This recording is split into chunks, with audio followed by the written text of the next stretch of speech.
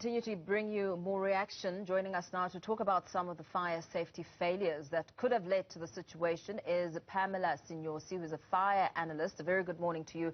Thank you so much for joining us. A lot of questions are being asked as to why this fire occurred and how it could have been prevented. A lot of talk about maintenance and how that aspect was really important in ensuring that a fire of this nature does not become the damage does not become as significant as we're seeing. What's your take? Good morning, and thanks for having me.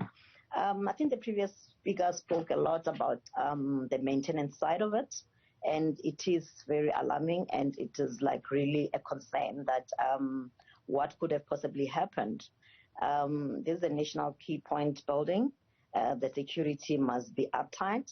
And the sabotage, we can hear the part of the story, but it is still not satisfying, because if somebody has to start fire at any given point, we should have our systems in place, and they should be able to cover up when the fire starts. So I still say that we should have the system maintained,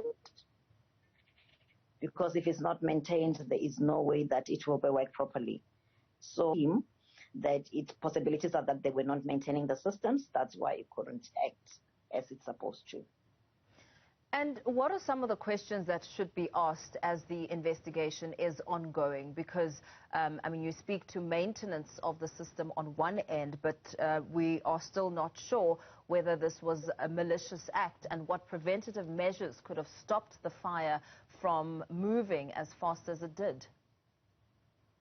I think first question that we need to have is to ask whether the records are, because you need to have the records of all the maintenance that is done in any building.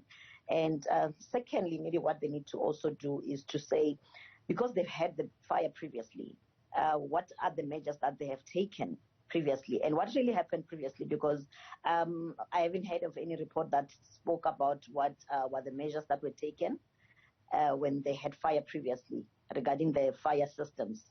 So if there was any deviation, what corrective action was taken so that it would prevent the situation to repeat itself?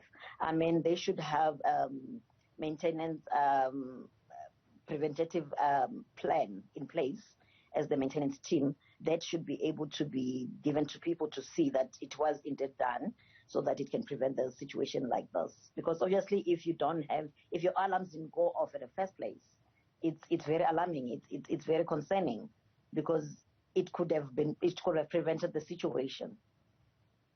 The alarm that you mention is one aspect of what could possibly be contained within that maintenance report that you speak of. What are some of the really crucial aspects that needed to be in that maintenance report? Also, considering that the sprinkler system as well as the fire detection system didn't seem to have responded in time. The first thing, obviously, is the smoke detectors, because that is the one that will let people know that there is something wrong.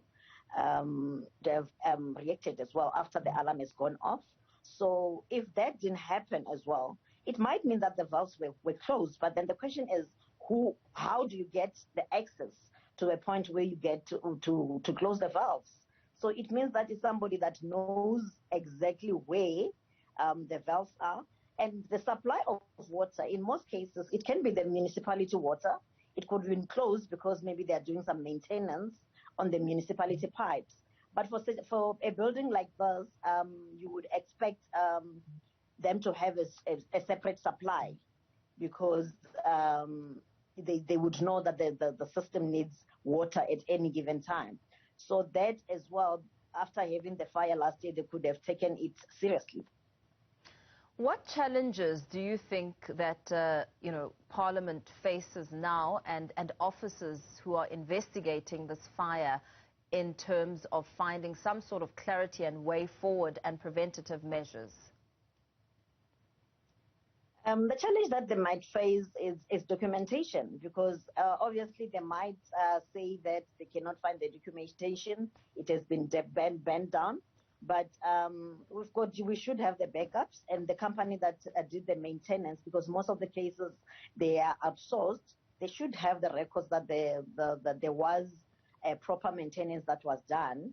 So it shouldn't be a complication.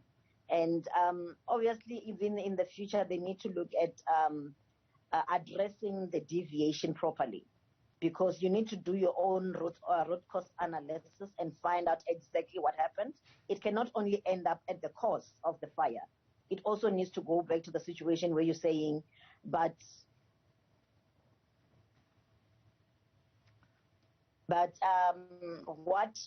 why didn't the fire systems react properly?